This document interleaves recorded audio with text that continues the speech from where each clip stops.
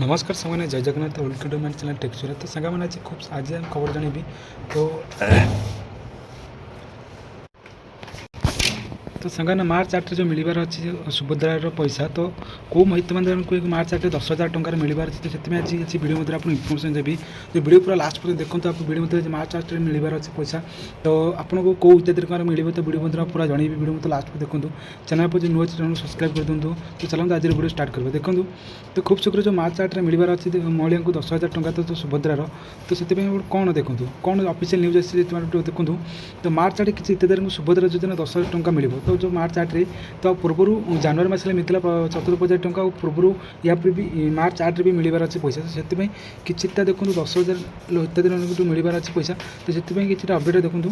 जनवरी 7 सुधा 1 कोटी आवेदन सुभद्रा योजना पर सरकार लक्ष्य रखिते तो कहीं भी योग्य हिताधिकारी से न पंचमती सुभद्रा स्कीम भी सरकार बहुत गुरुत्व बोली प्रत्यय उपमुख्यमंत्री प्रताप भी स्पष्ट आलोचना देती।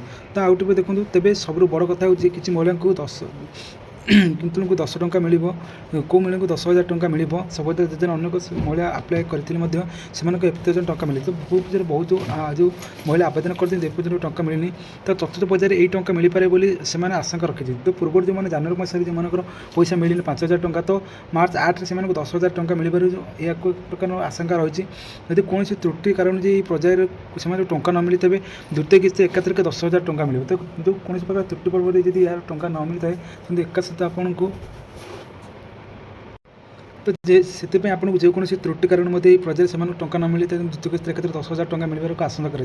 तो जो मैंने सुभद्रा आवेदन करना से मार्च 8 आवेदन कर 10,000 टଙ୍କା पाइपर एक प्रकार निर्यातन कर सेहीपरि मार्च 30 आवेदन कले भी एकाथरक सुभद्रा 2टी किस्त पाइपर। तो एकाथरक आप मार्च 30 पर्यटन जो मैंने आवेदन कर एकाथरक आपको 2टी किस्त पैसा मिलवर आशंका कर। तो योग्य हिताधिकारी मैंने आवेदन न कला चलो पंजीकरण बोली सरकार तरफ एक सूचना मिली जो योग्य हिताधिकारी पाई ना बर्तमान जनवरी मास जो योग्य हिताधिकारी 5,000 टଙ୍କା पाई ना से मार्च 8 10,000 टଙ୍କା मिलवर एक प्रकार आम उपमुख्यमंत्री प्रताप घोषणा कर।